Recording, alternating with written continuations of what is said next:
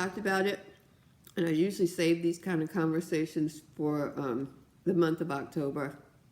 I do a spooky spiritual talk every October because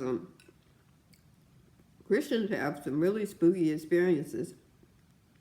We just focus on God and give no place to the devil. But to let people know that real Christians have spooky experiences, I open up and share what may be my delusions during the month of October normally, but I'm fasting, so you guys are getting a little extra. Sometimes I feel haunted. Yeah, see, I was going to save that for October, but I'll bring it back up in October for sure. Hopefully I can remember. Sometimes when I'm walking around my house, doing my prayers and stuff, I feel like there is an adversary in my home and in my space. And sometimes I'll see like a light that's not God. And I even hear voices. So yeah. Y'all, I'll tell you up front, I've been committed. So don't take this as a sane person with no problems telling you sane stuff. That's not me. Okay?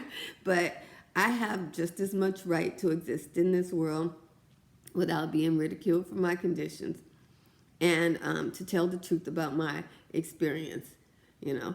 So that's what I'm doing. In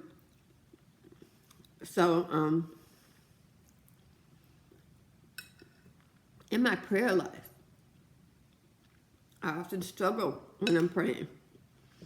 I mean, it's like the whole time I'm praying, I'm like struggling to push forward. I'm struggling.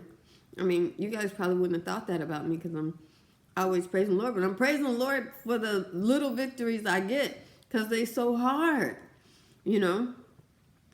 I struggle, and I'm like, I feel like I'm pushing a great weight. Like I've got, when I'm praying, I feel like I'm a Neanderthal, like a man from back, you know, the Flintstones era, and I'm pushing this huge boulder, and I'm not the strongest, but I'm doing it, and it's like I'm pushing it, and I just get, the whole time I'm praying, I'm pushing this huge boulder, and it's so heavy and it's so hard, and I just want to stop and leave that boulder where it is. You know, that's not the normal image, but I believe God just dropped that image for me to tell you about it, because my normal image, well, not normal image, but the real thing that I'm going to tell you now is probably insane.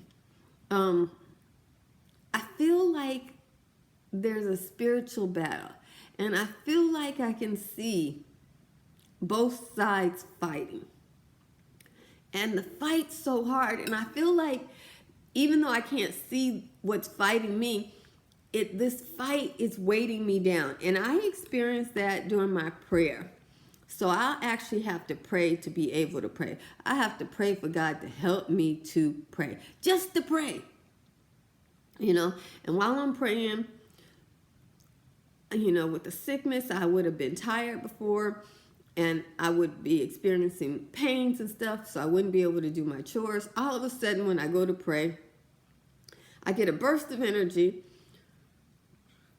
and now I get a voice telling me, go wash the dishes. You got enough energy to do it now. Or, you know, go clean the floors. And I want to do these things. And I have to resist that and say, God, just like I have the energy to do it in this moment, and that energy has been few and far between, can you please allow me to pray and then have some energy to get some chores accomplished? You know, because everybody wants to live in a clean, tidy environment. Everybody wants a shiny, clean, pristine environment, you know. But when you are not in the best of health, sometimes you have to just put up with what you can do.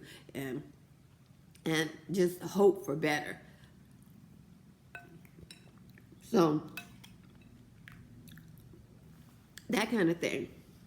And I keep saying it's been hard, and it's hard for people to understand because everybody think everybody else got it so easy. And when you see me praying, if you see me, hear the words coming out of me, people don't realize that I'm pressing and I'm pushing, and every second I want to stop. So, and then when I'm praising the Lord, I'm praising the Lord because I got a little bit of something done. Thank God I was able to press.